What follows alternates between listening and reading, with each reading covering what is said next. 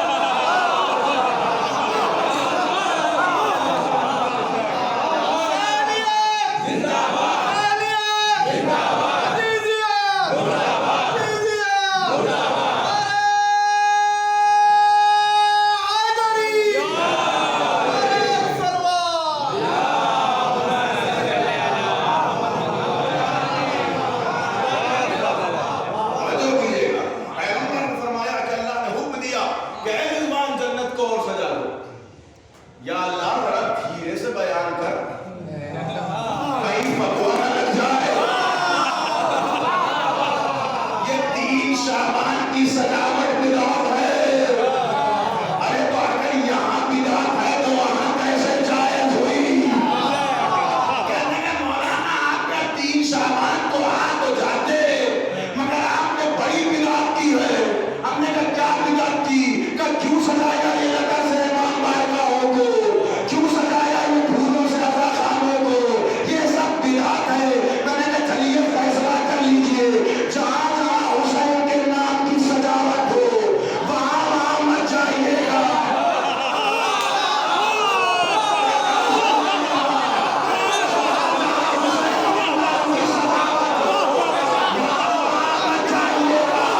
ارے آج اللہ خانے میں منائیے، کل جنت۔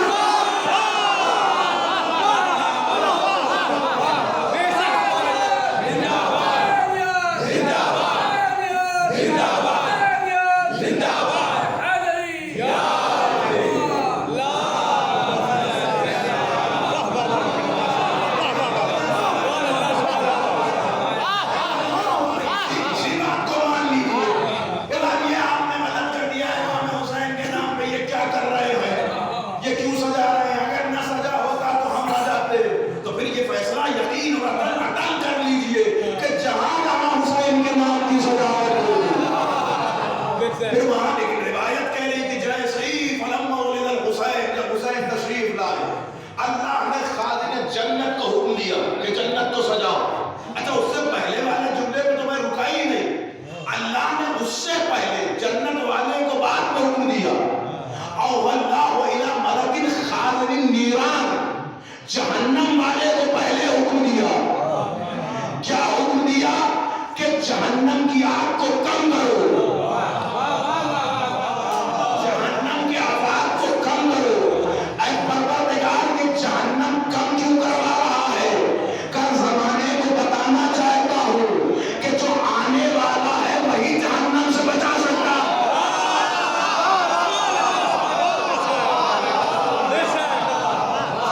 جو آنے والا ہے وہی جہنم سے بچا سکتا ہے۔ لیکن ثابت ہونے کے لیے 2 دلیلیں چاہیے۔ یہ تو ایک دلیل تھی جو میں نے روایت سے پڑھی کہ اللہ جب امام حسین تشریف لائے تو اللہ نے حکم دیا کہ جہنم کی آگ کو کم کر دو۔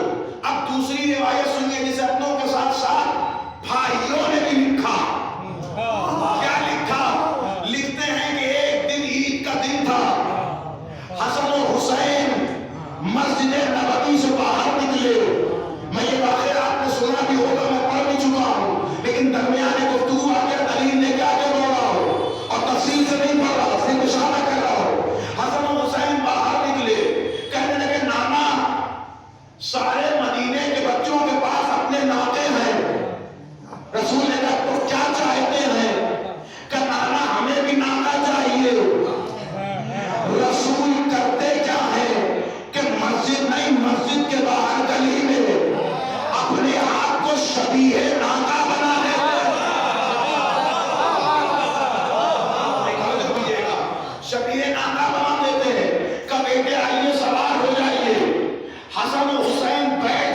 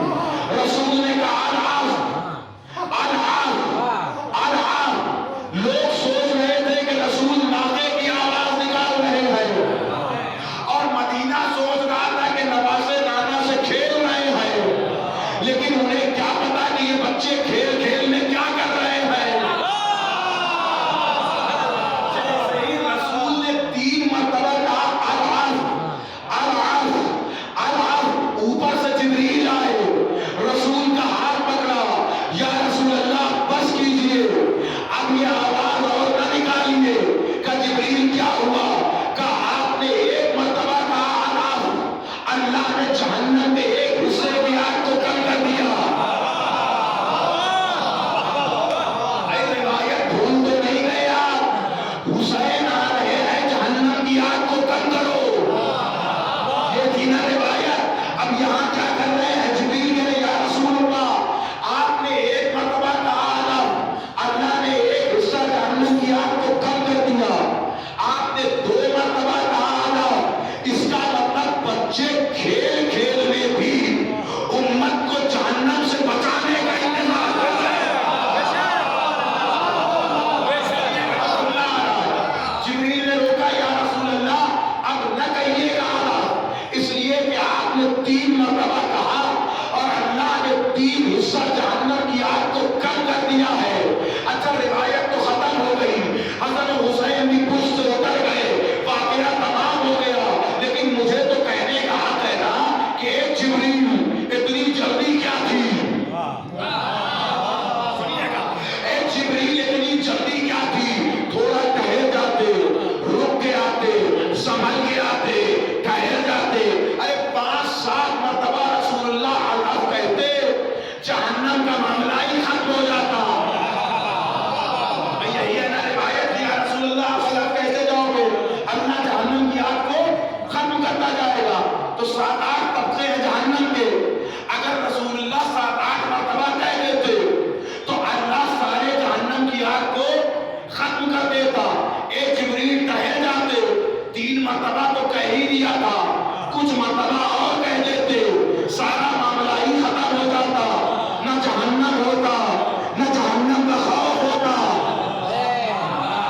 بھائی ساری مشکل تو جہنم کے خوف سے ہے نا، نہ جہنم ہوتا، نہ جہنم کا خوف ہوتا۔ یہ کیا ضرورت تھی آگے رسول کو روک دیا؟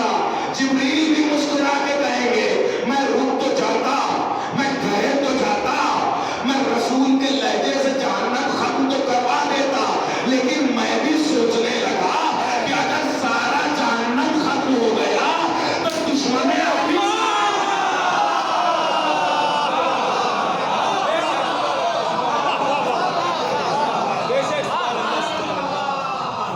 اس لیے رسول کو رحمت للعالمین کہتے ہیں، اس لیے کہ رسول آئے ہیں لوگوں کو جہنم سے بچانے کے لیے، اور جس کے وسیلے سے بچائیں گے اسے حسین کہتے ہیں۔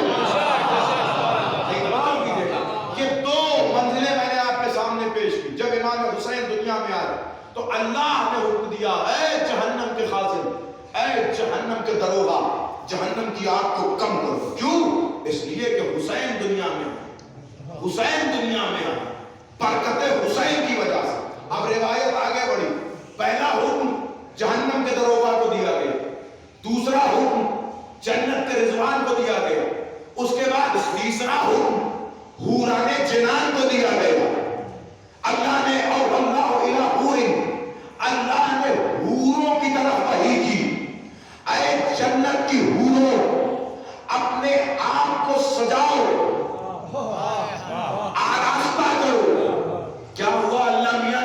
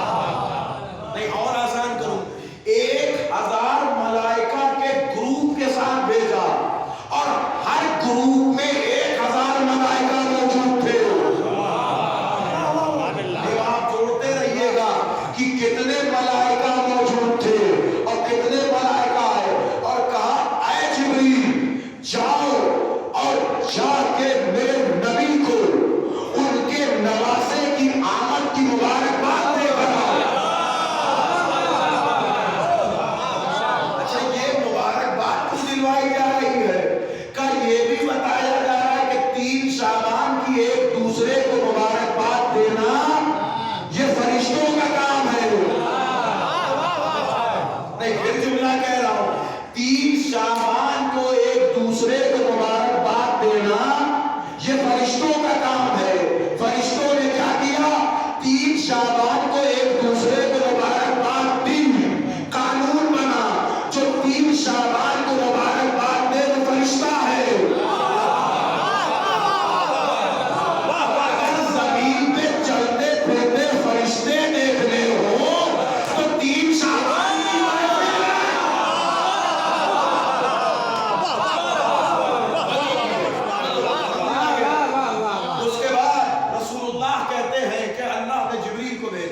اور جبریل 1000 ملائکہ کی انجمن کے ساتھ, اور ہر انجمن میں 1000 ممبران. توجہ کیجئے, خالدار حسینی رجسٹرڈ کی جانب سے یہ پروگرام ہے آپ کے درمیان. آپ محسوس کریں اللہ نے بھی وہاں انجمن بنا کے بھیجا اور ملائکہ کی انجمن بنا کے بھیجا. اس کا مطلب جب حسین کا معاملہ ہوتا ہے تو ملائکہ کی انجمن بنا کے آتے ہیں.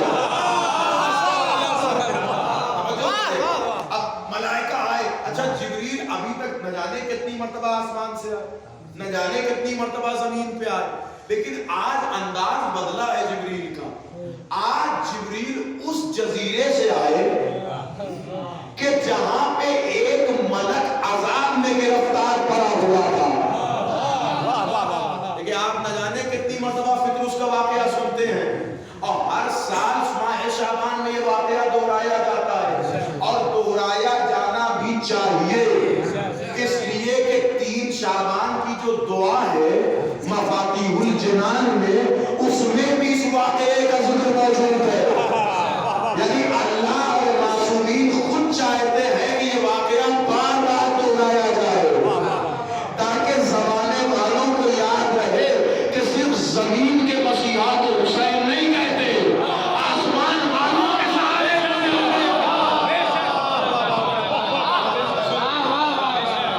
اب اس کے بعد جب ملائکہ آئے اور جبریل آئے تو اس جزیرے سے ہوتے ہوئے, ابھی تک جبریل کیوں نہیں اس جزیرے سے ہوتے ہوئے آئے؟ بھائی 700 سال سے پطرس اسی جزیرے میں پڑا تھا, تو ابھی تک 700 سال میں نہ جانے کتنی مرتبہ جبریل آئے ہوں گے, تو کبھی ادھر سے گزرنا نہیں ہوا. اس لیے کہ انداز بتا رہا ہے کہ پہلی مرتبہ جبریل ادھر سے آئے. تبھی تو اس نے دیکھا, کہنے لگا جبریل کیا قیامت آ گئی ہے؟ علامہ بیرجندی یہاں پہ ایک جملہ لکھتے ہیں, پلٹ کے جبریل نے کہا نہیں نہیں قیامت تو نہیں آئی ہے, امامت آئی ہے. نہیں یہیں سے جملہ سنبھالیے گا, 14 شعبان تک آپ کو لے جاتا ہوں. جبریل نے کیا کہا؟ قیامت نہیں آئی ہے, امامت آئی ہے. وہیں سے شیعوں نے عقیدہ بنا لیا کہ پہلے امامت آئے گی پھر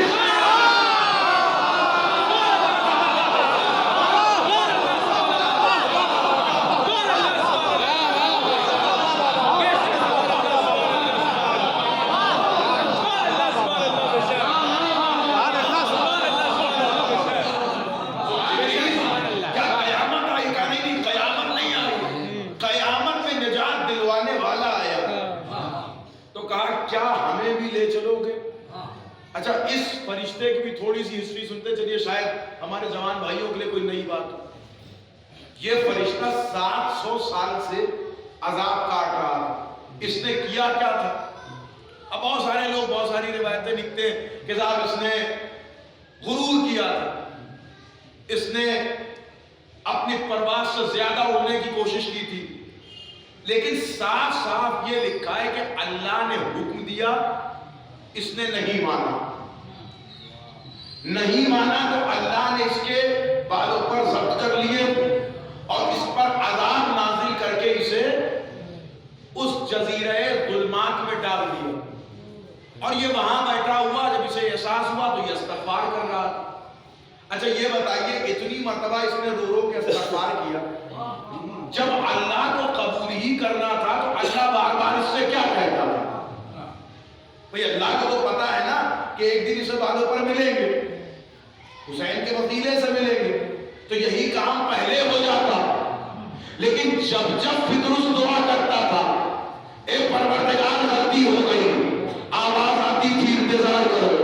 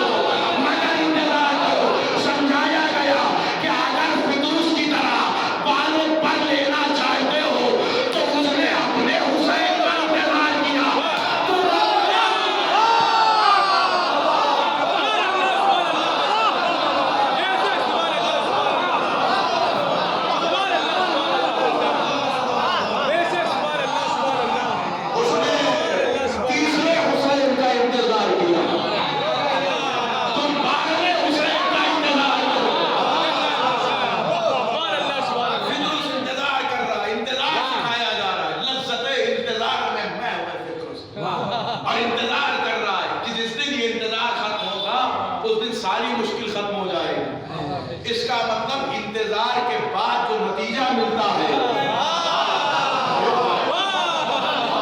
इंतजार के बाद जो नतीजा मिलता है वो बड़ा पुरअमन होता है। अच्छा, फितरुस ने किया क्या था?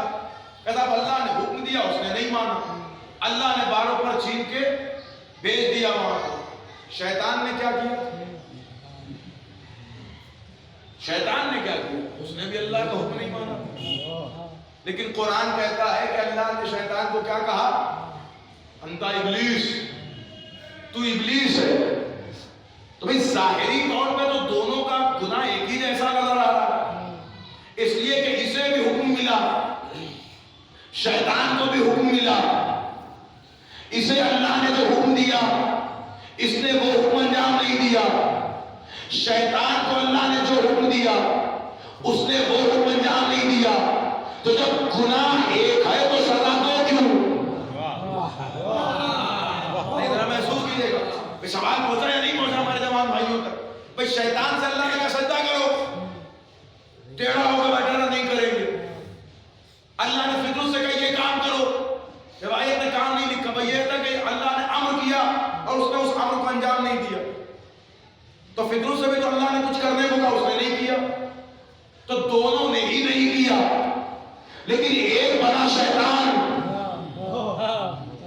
और एक बना रहा फितरुस। उसे सजा मिली लेकिन शैतान नहीं बनाया। आप कहना फरिश्ता था, आसमान पर रहता था, तो आसमान पर इब्लीस भी रहता था, इबादत तो इब्लीस भी करता था। एक ही हुक्म तो नहीं माना था। या और कोई दिखा सकता है कि अल्लाह का कोई और हुक्म ना माना? ना, एक ही हुक्म, वो जो एक हुक्म था वही तो नहीं माना। और यहां भी फितरुस ने एक ही हुक्म नहीं माना। तो दोनों का जाहिरी तौर पर तो एक ही जुर्म दिख रहा है कि हुक्म एक था, नहीं माना, लेकिन एक को सिर्फ आजाद दे के टाल दिया और दूसरे को कयामत तक जहन्नमी बना दिया, मलऊन बना दिया, इब्लीस बना दिया। एक परवरदिगार मामला क्या है? का मामला जाहिरी तौर पर तो दोनों का अमल एक ही जैसा था, लेकिन सजा दोनों की अलग नजर आई। भाई इसने भी जो अमल किया, तेरा हुक्म नहीं माना, ये फितरुस का फितरुस रहा। उसने भी वो अमल किया कि तेरा हुक्म नहीं माना, उसे इब्लीस बना दिया। तो जाहिरी तौर पर तो दोनों का अमल एक जैसा, तो फिर दोनों को इब्लीस बनाता या दोनों को मौका देता, या तो ये दोनों को अलग अलग सजा क्यों दी? कहीं जरा गौर से देखो, एक जुमले में तुम्हें बात समझ में आ जाएगी। असल में फितरुस में और इब्लीस में तुम्हें दोनों का अमल एक जैसा लगा, लेकिन दोनों का मेरे हुक्म न मानने में दो नजरिया था। एक सिर्फ अमल का मुजरिम था, दूसरा अकीदे का।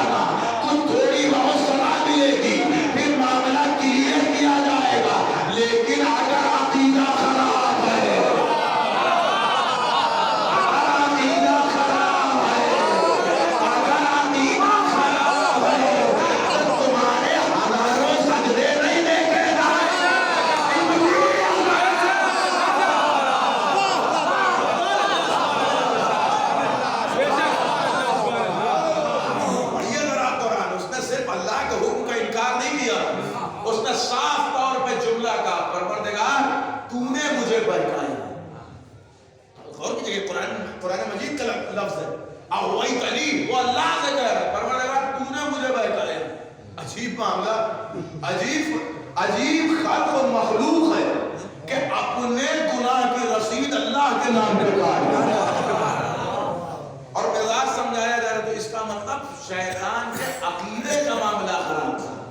تو یہ عمل ایک طرح کا دیکھنے سے آپ ہونا کہ یہ دیکھیں کون کس عقیدے پہ رہا. اس کا اپنا عقیدہ مضبوط تھا. اور اس کا مطلب یہ بھی نہ ہو کہ عقیدہ ہو کہ شیر ہو جائے کہ عمل کی ضرورت ہی نہیں ہے. نہیں، یہ بھی معاملہ ہے کہ اگر عمل گڑبڑائے گا تو سزا تو کاٹنی پڑے گی. وہ الگ بات کے بعد میں حسین بچا لے، بچایا حسین ابن علی کو، لیکن تھوڑی بہت سزا تو کاٹنی پڑے گی. یعنی اگر سزا سے بچنا چاہتے ہو تو عمل بھی صحیح کرو. لیکن کمال یہ ہوا کہ اسے بچایا حسین نے جسے کوئی نبی بھی نہیں بچا سکا.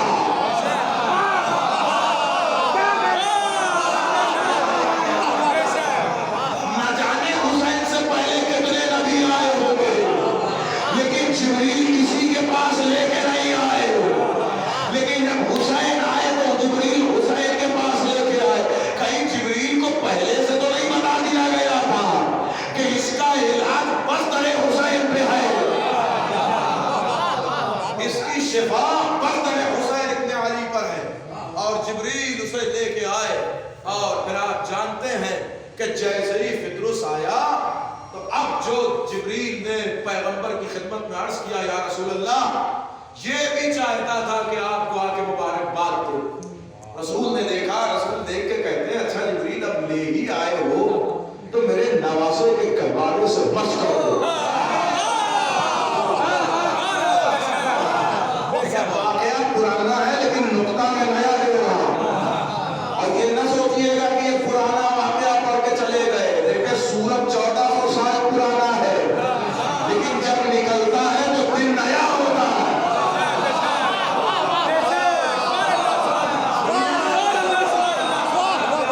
بہت پرانا ہے لیکن جب نکلتا ہے تو دن نیا ہوتا ہے. تو واقعہ بہت پرانا لیکن نقطہ نیا دے رہا ہوں. تاریخ کہتی کہ جب جبریل فطرس کو لے کے گہوارے کے پاس آئے اس وقت حسین سو رہے تھے.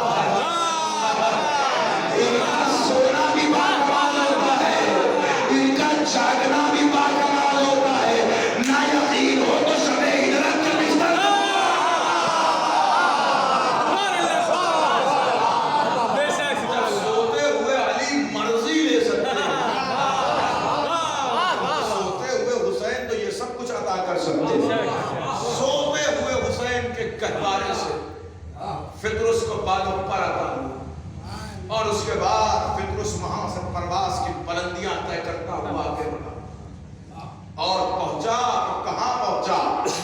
عرش کی بلندیوں پہ پہنچا، اور حسین نے اسے وہاں سے افضل مقام عطا کیا۔ یہ نہ سمجھیے گا کہ جہاں پہ وہ رکا تھا، جب اپنی سزا کاٹ چکا پھر حسین نے اس سے باعظمت مقام اسے عطا کروایا، اور حسین نے اسے شفا دے کے فردوس بنا دیا۔ اے کوئی کہتا ہے کہ اوصاف جلیل لکھا ہے، کوئی کہتا ہے کہ احسان ولی لکھا ہے، ہم نے جب غور سے دیکھا تو بڑے فردوس پر ھذا من فضل حسین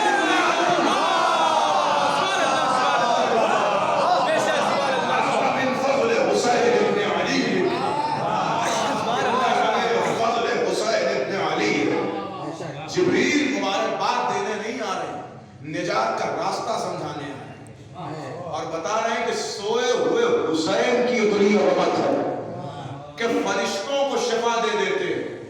اچھا توجہ کیجئے گا، فرشتوں کو شفا مل جاتی ہے، فرشتے کو شفا مل جاتی ہے۔ جب فرشتہ یہاں سے شفا لے جائے تو سوچئے حق ہے کہ نہیں کہ اس ذات مقدس کو مرکز شفا کہا جائے، اس ذات عظمت کو مرکز شفا کہا جائے، اس ذات پر مسرت اور پر نور کو مرکز شفا کہا جائے۔ کائنات میں امام حسین کی فضیلت میں ایک باب یہ کھولا گیا کہ یوں تو سارے اہل بیت قرآن کی مثل ہے، قرآن کی مثال ہے، لیکن اہل بیت میں بھی جو سب سے زیادہ شباہت قرآن سے پائی جاتی ہے وہ حسین ابن علی کی ذات ہے۔ توجہ کیجئے گا، اس کی دلیل دے رہا ہوں۔ جس طرح پہلی شباہت تو یہ ہے کہ جب شب قدر میں قرآن نازل ہوتا ہے تو ان گنت ملائکہ زمین پہ آتے ہیں۔ شباہت دیکھیے گا، یہ اتنی بڑی روایت میں نے کہیں تک لانے کے لیے سنائی تھی کہ حسین اور قرآن میں شباہت کیا ہے، میں نے ابھی روایت سنائی۔ یہ منظر صرف دو مقام پہ نظر آیا، جب شب قدر میں قرآن آیا تو ان گنت ملائکہ آتے نظر آئے، اور جب 3 شعبان کو حسین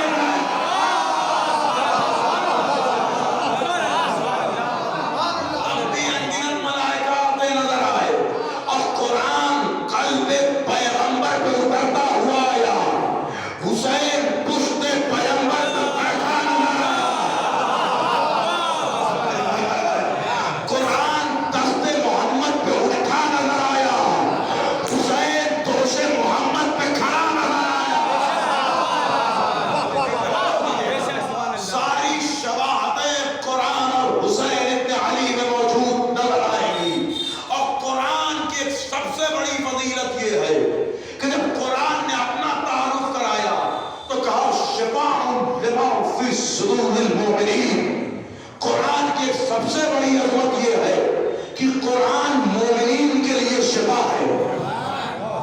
پھر قرآن مجید کی دوسری آیت آگے بڑھی اور آواز دی، بسم اللہ الرحمن الرحیم، وَنُنَزِّلُ مِنَ الْقُرْآنِ مَا هُوَ شِفَاءٌ وَرَحْمَةٌ لِلْمُؤْمِنِينَ وَلَا يَزِيدُ الظَّالِمِينَ إِلَّا خَسَارًا۔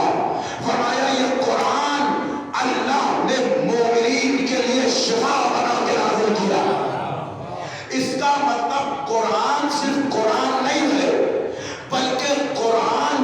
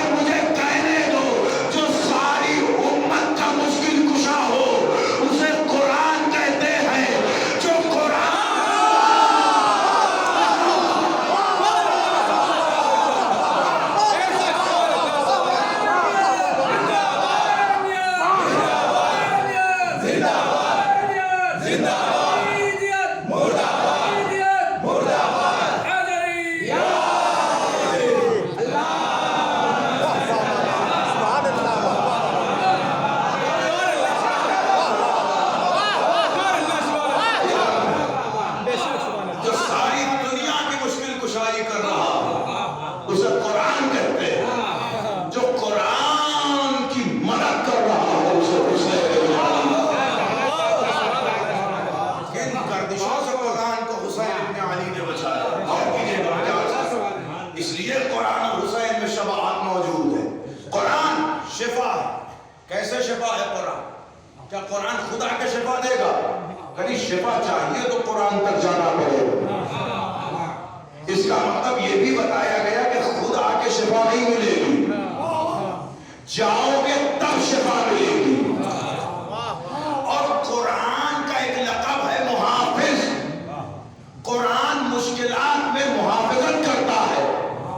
روایت میں موجود ہے کہ جب سفر پہ جا رہے ہو اور سفر میں تمہیں خوف ہو تو 11 مرتبہ سورہ توحید پڑھ کے باہر نکلو۔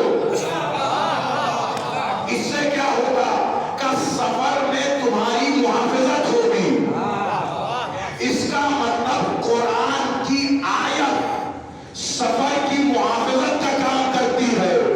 میں نے یا تو قرآن کی آیت کے لیے دیکھا کہ امام نے کہا کہ اگر سفر میں جاؤ تو سورہ توحید کی تلاوت کرتے ہوئے جاؤ، یا پھر یہ روایت ہم نے خاک شفا کے لیے دیکھی۔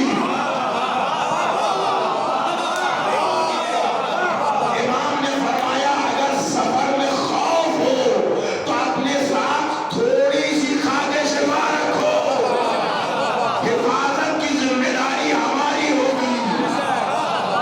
نہیں میں دوست کی آپ نے جنہا روایت پڑھا، ہو سکتا ہے آپ پہلی بار سن رہے ہو، لیکن یہ میری غلطی نہیں ہے، علماء اور روایات میں موجود ہے کہ جب سفر میں خوف ہو تو اپنے ساتھ خاک شفا رکھو۔ اب پرانے علماء کا طریقہ یہ تھا کہ جب بھی کبھی کسی لمبے سفر پہ جاتے تھے اور خوف ہوتا تھا تو اپنے ساتھ خاک شفا ضرور لے کے جاتے تھے۔ سند، متن، روایت، کتاب میری ذمہ داری، واقعہ سن کے نتیجہ نکالنا آپ کی ذمہ داری۔ واقعہ ہے ایران کے بڑے مشہور عالم علامہ جرقوی کا، کہ جو آج سے تقریباً 150-200 سال یا 300 سال پہلے شیراز میں رہا کرتے تھے۔ موسم حج آیا، حج کے لیے نکلے۔ اتفاق ایسا کہ جس قافلے میں ان کا ہوا حج کرنے کے لیے وہ اکیلے شیعہ تھے، اور پوری کشتی غیروں سے بھری ہوئی تھی۔ خیر اللہ اللہ کر کے حج کرنے پہنچ گئے، حج انجام پایا، حج مکمل ہوا۔ اس دور میں کشتیوں کا سفر ہوتا تھا، اور کشتیوں کا سفر آپ جانتے ہیں کہ کشتی تبھی تک سکون سے ہے جب تک بھنور میں نہ ہو۔ جس دن بھنور میں آئی پھر کشتی کی بھی اللہ خیر کرے اور کشتی والے کی بھی اللہ خیر کرے۔ اتفاق حج مکمل ہوا۔ یہ واقعہ علامہ جرقوی کی سوانح حیات میں بھی لکھا گیا، اور ان کی برسی کی مجلس پہ ان کے پوتے نے خود اس واقعے کو بیان بھی کیا۔ یہ دو سند ہے، سنیے گا۔ اب وہ کہتے ہیں کہ علامہ جرقوی جب حج کر کے واپس آنے لگے، آقا جرقوی ایران کے بڑے مشہور عالم، تو اتفاق ایسا کہ وہ کشتی، وہ سمندری جہاز چل رہا تھا، بڑے سکون سے سب خوش تھے، اب وہ پانی پر رواں دواں تھا۔ اچانک سے بھنور نے گھیرا، سمندر میں تلاطم برپا ہوا۔ تلاطم برپا ہونا تھا کہ جہاز اوپر نیچے ہونے لگا۔ اب ظاہر ہے کہ ادھر تلاطم کے بھنور میں وہ جہاز آیا، ادھر ان کے دلوں کا بھی یہ حال تھا کہ اب ساری کشتی کے لوگوں کو اتنا خدا تو کعبے میں بھی نہیں یاد آیا تھا۔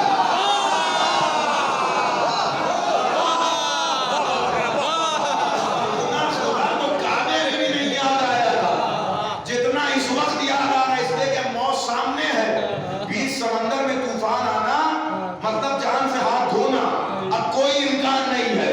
اب ساری نگاہیں ناخدا پہ ہیں، اور ناخدا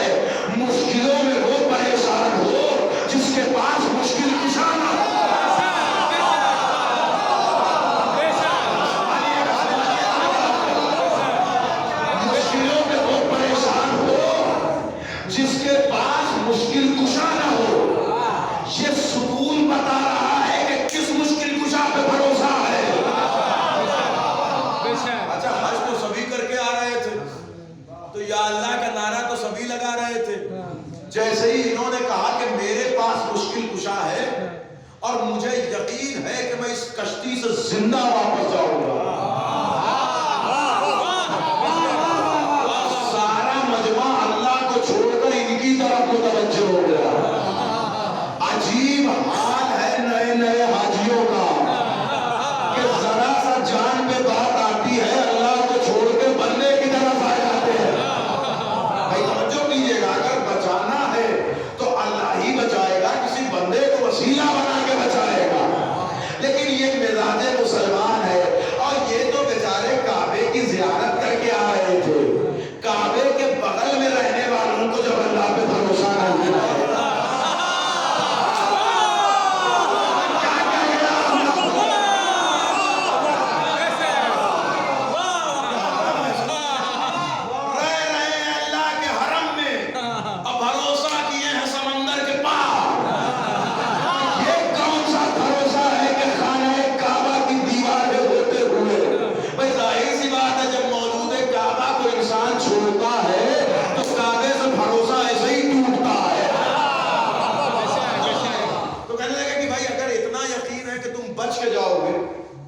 اکیلے نہ بچ کے جاؤ, ہمیں بھی بچا کے لے کے جاؤ.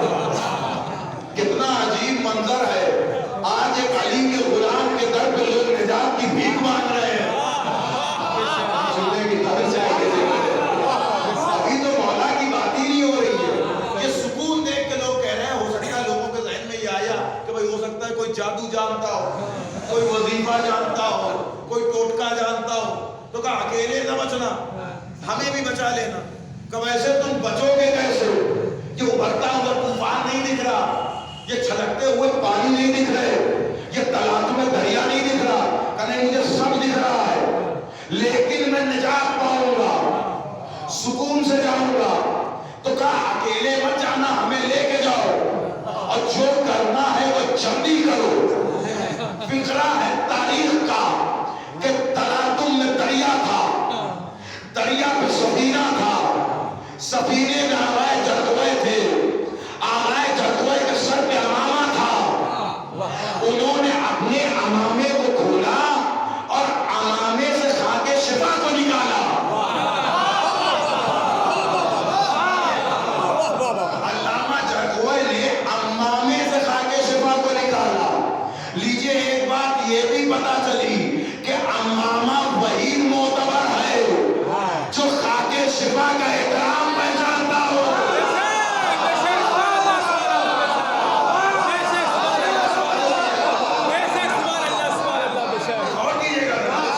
امامے سے خاک شفا کو نکالا, اور نکالنے کے بعد اس طوفان کے حوالے کیا. ایسے طوفان کے حوالے کیا کہ جیسے لگتا تھا کہ ایک بھوکا کوئی غذا طلب کر رہا ہو, اور اپنی غذا پانے کے بعد سکون سے بیٹھ جائے. جیسے ہی خاک شفا کا اس سمندر کے حوالے ہونا تھا کہ آنا ہوا طوفان واپس چلا گیا, آیا ہوا تلاطم دریا میں گم ہو گیا, ہلتی ہوئی کشتی سکون سے رواں دواں ہو گئی. اب ایک جملہ کہہ رہا ہوں, عقیدے کا سوال یہ تھا, اگر آپ تک جملہ پہنچ جائے. روایت میں میں نے پوچھا کہ طوفان کیا ہے, کہا اللہ کا عذاب ہے. اللہ کا عذاب کیسے رکا؟ کہا خاک شفا سے رکا. اس کا مطلب یہ ہے کہ اگر خاک شفا ہو تو آتا ہوا طوفان رک جاتا ہے, آتا ہوا عذاب واپس چلا جاتا ہے. اب ہم سے نہ پوچھو کہ قبر میں مرنے والے کا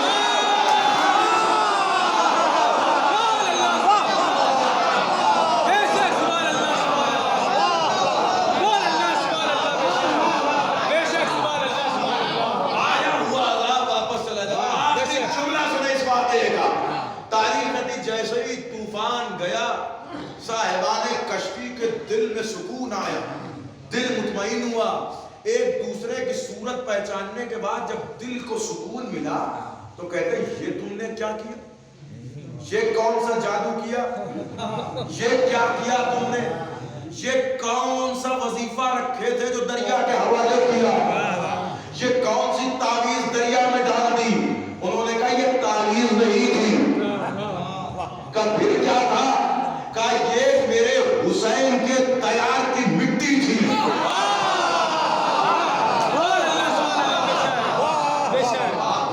نہیں گئے، قرآن محافظ ہے، حسین ابن علی بھی محافظ ہے. یہ میرے حسین کے دیار کی مٹی تھی.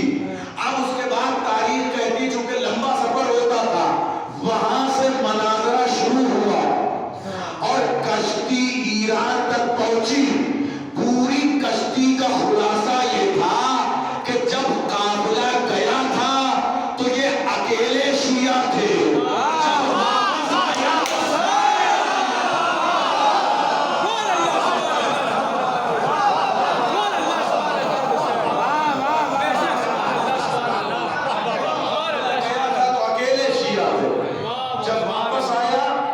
سارے شیعہ تھے. قرآن کی ایک شباہت اور مل گئی. کون سی؟ ہدی للمتقین، ہدی للناس. جیسے قرآن ہدایت کرتا ہے ویسے ہی حسین ابن علی بھی ہدایت کرتے ہیں. حسین کی خاک شفا کے ذریعے بھی لوگ ہدایت پاتے ہیں. اسی لیے روایت نے کہا کہ جب سفر پہ جاؤ تو اپنے ساتھ خاک شفا رکھا کرو، اس کی برکتیں تمہیں سفر کی مشکلات سے محفوظ رکھے گی. یہ اتنا متبرک موجود ہے. اچھا قرآن نے کیا کہا کہ قرآن ہے شفا، اور کمال شفا یہ ہے کہ اللہ نے قرآن کی آیتوں میں شفا رکھی اور پھر عیسیٰ کے ہاتھوں میں شفا رکھی. توجہ کیجئے، جناب عیسیٰ کی شفا کا ذکر قرآن نے کیا کہ کمال عیسیٰ یہ تھا کہ عیسیٰ جہاں ہاتھ رکھ دیتے تھے، ختم ہو رہی تقریر، وہاں شفا ہو جاتی تھی. ساری تاریخ نے لکھا کوئی اندھا آیا، عیسیٰ نے آنکھ پہ ہاتھ رکھ دیا، بینا ہو گیا. کوئی پیر سے معذور آیا، عیسیٰ نے ہاتھ رکھ دیا، شفا پا گیا. کوئی ہاتھ سے معذور، قرآن کہتا ہے کہ عیسیٰ اپنے ہاتھ سے شفا دیا کرتے تھے. اس کا مطلب یہ ہوا کہ عیسیٰ شفا دیتے تھے مگر ہاتھ سے دیتے تھے.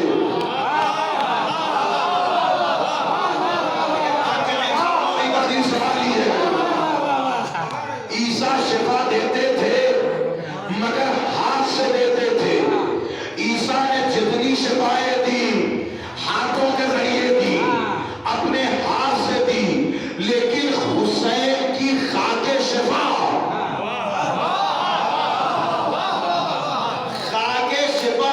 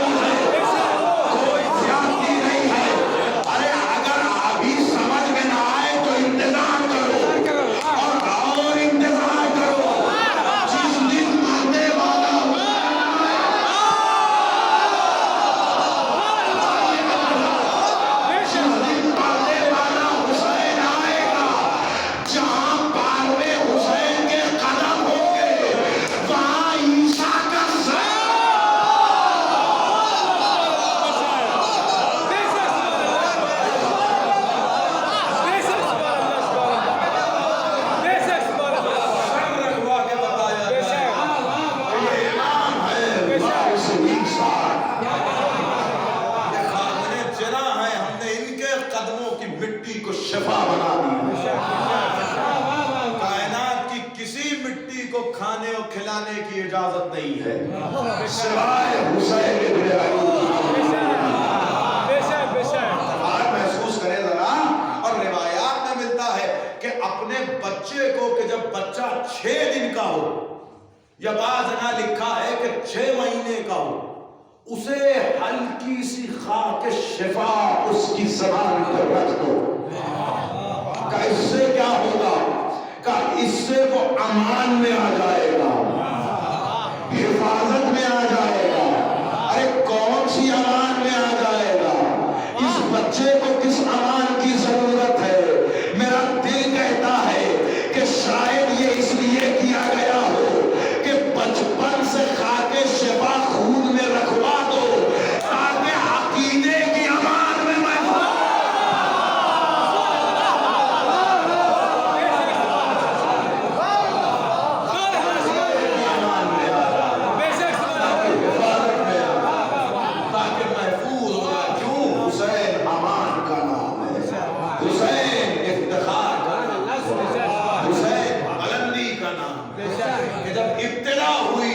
فرشتے کو شفا دی. اور جب کربلا سے پردہ فرمانے لگے تو کائنات کو جوہر شفا دے کے تم ہمارے گہوارے تک نہیں آ سکتے ہماری مٹی تو تمہارے گھر تک جا سکتی ہے ہم شفاؤں کو تمہارے گھر تک پہنچا کے جائیں. جنت کو سجایا گیا. دنیا میں 3 شعبان کو وہ عظیم نظارے عطا کیے گئے تاکہ زمانہ پہچان لے کہ 3 شعبان کی خوشی صرف شیعوں کی خوشی نہیں ہے. توجہ ختم ہوئی گفتگو. صرف شیعوں کی خوشی نہیں ہے. رسول خوشی منا کے بتا رہے ہیں کہ ہماری خوشی ہے 3 شعبان. اور اللہ عرش میں خوشی منا کے بتا رہا ہے کہ ہماری خوشی کو بھی 3 شعبان. تو جس دن خدا خوش ہو رسول خدا خوش ہو حق ہے اللہ اور رسول کے ماننے والوں پر کہ اس دن اسی انداز سے خوشیاں منائیں کہ جس انداز سے اللہ عرش پہ خوشیاں منوا رہا ہے. آئیے ظاہر سی بات ہے کہ جب یہ خوشی کا نظام تھا تو اللہ نے جہنم کے طبقات کی آگ کو کم کروایا تھا اس لیے تاکہ زمانہ سمجھ لے کہ اگر جہنم کی آگ سے نجات چاہتے ہو تو حسین کا وسیلہ اختیار کرو. یہ بہترین موقع ہے اپنے آپ کو جہنم سے بچانے کا. آئیے دعا کرتے ہیں بارگاہ الہی میں. اے پروردگار اے خدائے حسین تجھے واسطہ ہے حسین ابن علی کا, تجھے واسطہ ہے پیغمبر کے نواسے کا, تجھے واسطہ ہے بدول کے پھول کا, تجھے واسطہ ہے خامس آل با کا, تجھے واسطہ ہے وارث کساں کا.